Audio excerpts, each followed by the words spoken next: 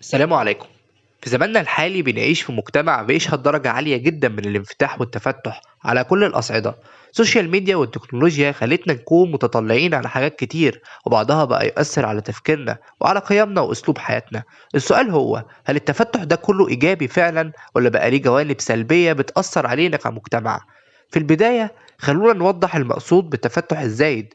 احنا مش بنتكلم عن الانفتاح اللي بيزيد من وعينا ويخلينا نتقبل اختلافات بعض، احنا بنتكلم عن تجاوز الخطوط اللي بتخلينا نفقد هويتنا الشخصية والثقافية وندخل في خصوصيات الناس ونقارن نفسنا بيهم. التفتح ده بقى ليه آثار سلبية واضحة على مجتمعنا، لأن الحدود بقت غير واضحة وكل حاجة بقت متاحة للجميع بغض النظر عن تأثيرها علينا. لما بقى عندنا هذا القدر من التفتح الزايد بدأنا نشوف إن قيم كتير بقت تتغير، وبعض العادات والتقاليد اللي كانت بتميزنا بدأت تختفي. ويمكن التغيير مطلوب في بعض الأمور لكن مش على حساب الهوية.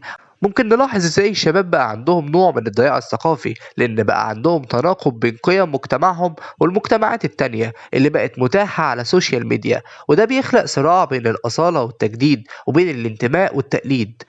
كمان من الآثار الخطيرة للتفتح الزايد هي تأثيرها على صحتنا النفسية. لما الناس بتكون مفتوحة على بعض بشكل كبير بتزيد المقارنات، وكل شخص بيحاول يظهر حياته بأفضل صورة، والنتيجة ضغوط نفسية زايدة وشعور بعدم الرضا، ودايما بنحس إن حياتنا أقل من اللي حوالينا. التفتح الزايد خلى حياتنا كلها معروضة، وأصبحنا دايما بنقارن، وفي الآخر ده بيسبب توتر واكتئاب عند ناس كتير. طيب، هل معنى كده إننا نرجع للانغلاق؟ طبعا لأ. التفتح ضروري ومهم لنمو المجتمع وتطوره، لكن لازم يكون ليه حدود. الحدود دي بتيجي من احترام الخصوصية واحترام ثقافتنا وهويتنا. كل واحد فينا لازم يعرف ايه اللي يناسبه ويكون حذر من اي تأثير خارجي ممكن يهزمه او يهزه او يغير قناعته بشكل سلبي. في النهاية خلينا نقدم شوية نصايح ممكن تساعدنا في التعامل مع التفتح الزايد بشكل صحي. حدد مصادر المعلومات اللي بتتابعها، اختار اللي يفيدك ويثير فكرك بدون ما يسبب لك توتر. خليك دايما واعي ان كل حد بيعرض افضل جزء من حياته مش حياته كلها. حافظ على خصوصيتك وخصوصية الاخرين، واعرف ان مش كل حاجة لازم تكون معروضة للجميع.